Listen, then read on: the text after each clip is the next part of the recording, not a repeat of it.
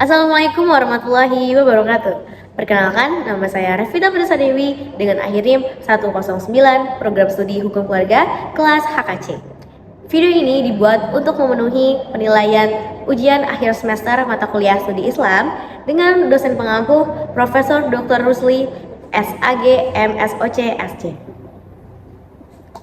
Kerajaan-kerajaan Islam di Indonesia memiliki peran penting dalam perkembangan agama, budaya, dan sistem pemerintah di Nusantara. Bukti sejarah mencatat bahwa hubungan perdagangan dengan Gujarat, Arab, dan Cina menjadi jalur utama penyebaran Islam di kawasan Asia Tenggara. Sejarah kerajaan Islam di Indonesia penting untuk dipahami lebih mendalam agar masyarakat menghargai akan sejarahnya sekaligus memperkuat identitas nasional dan nilai Islam yang damai dan inklusif. Berikut akan saya jelaskan mengenai nama-nama kerajaan Islam yang ada di Indonesia. Yang pertama, Kerajaan Samudra Pasai. Terdiri dari abad ke-13 di wilayah pesisir Aceh, Sumatera, dan merupakan kerajaan Islam pertama yang ada di Indonesia. Selain berperan sebagai pusat ekonomi, Samudra Pasai juga menjadi pusat dakwah Islam, menjadikan Islam sebagai agama utama di wilayah Sumatera bagian utara. Hal ini menjadikan Samudra Pasai menjadi titik awal penyebaran Islam di Nusantara. Yang kedua, Kerajaan Aceh Darussalam, terdiri dari abad ke-16 di wilayah Aceh dan Sumatera. Kerajaan ini dikenal sebagai salah satu pusat kekuatan Islam di Nusantara, terutama di bidang pendidikan dan diplomasi. Aceh juga menjadi tempat berkembangnya ulama-ulama besar. Lalu, Aceh juga menjalin hubungan diplomatik dengan Kesultanan Ottoman untuk memperkuat pertahanan terhadap kolonialisme Portugis. Yang ketiga, Kerajaan Demak, terdiri dari abad ke-15 dan merupakan kerajaan Islam pertama yang ada di Pulau Jawa, terletak di wilayah pesisir utara Jawa Tengah. Akulturasi antara ajaran Islam dan tradisi lokal menghasilkan warisan budaya yang masih terlihat hingga kini, seperti seni gamelan dan tradisi grebek yang berasal dari Kerajaan Demak.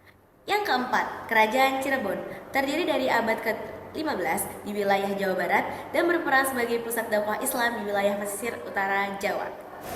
Kerajaan ini didirikan oleh Sunan Gunung Jati, salah satu anggota Wali Songo yang berhasil menyebarkan ajaran Islam secara damai di tengah masyarakat Hindu-Buddha yang ada di Pulau Jawa.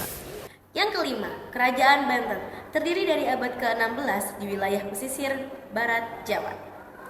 Kerajaan ini memainkan peran penting sebagai pusat perdagangan internasional dan penyebaran Islam di wilayah Jawa bagian barat. Islam menjadi agama utama yang mempengaruhi kebudayaan, sosial, budaya, pemerintah di kerajaan ini. Yang keenam, Kerajaan Mataram Islam terdiri pada abad ke-16 di Yogyakarta dan sekitarnya.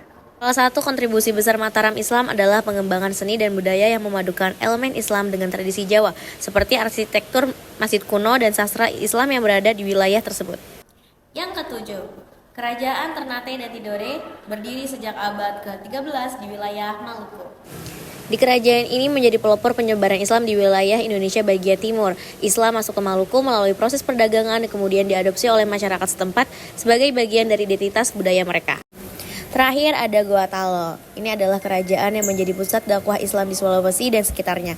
Gorontalo juga dikenal sebagai kerajaan yang tangguh secara 7 militer yang berhasil memperluas pengaruh Islam terhadap wilayah-wilayah sekitar Sulawesi.